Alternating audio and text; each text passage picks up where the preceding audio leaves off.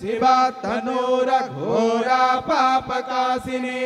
तया नस्तनुभाषन्तमया गिरिसन्ता विचाकसी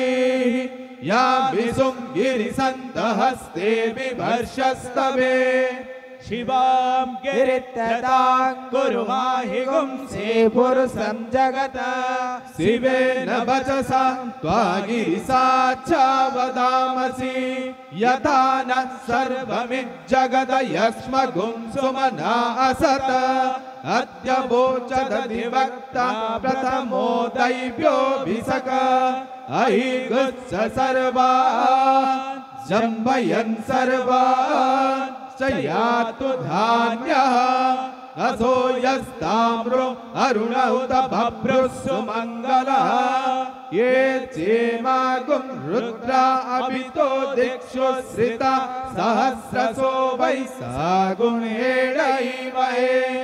असो यो भसर्पति नीलग्रीवो विलोहितः उदैनं गोपा अदृसन्नुदहाय उतैनं विश्वभूतानि सदृष्टो मृळयातिनः नमो अस्तु नीलग्रीवाय सहस्राक्षाय मीडुसे अथो ये अश्वसत्त्वानो हन्तेभ्यो करन्नमः प्रमुञ्च धन्वनस्तमुभयोराग्नियोर्जा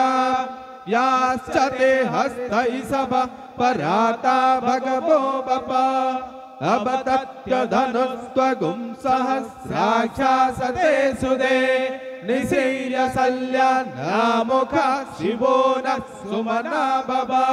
विद्यं धनुः कपर्दिनो विशल्यो बाणभागुम् उताः अने सन्न्यसे सव आभुरस्य निसङ्गतिः याते हेतेर्मेढुष्टमहस्ते बभूवते धनो तयास्मान् विश्वतस्त्वमयक्ष्मया परिभुजा नमस्ते अस्त्वायुधायानातताय धृष्णवे उभाभ्यामुत ते नमो बाहुभ्यामपदन्वने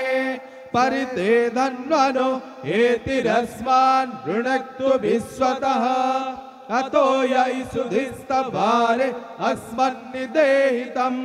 नमस्ते अस्तु भगवन् विश्वेश्वराय महादेवाय त्र्यम्बकाय त्रिपुरान्तकाय त्रिकाग्निकालाय कालाग्निरुद्राय नीलकण्ठाय मृत्युञ्जयाय सर्वेश्वराय सदाशिवाय श्रीमन्महादेवाय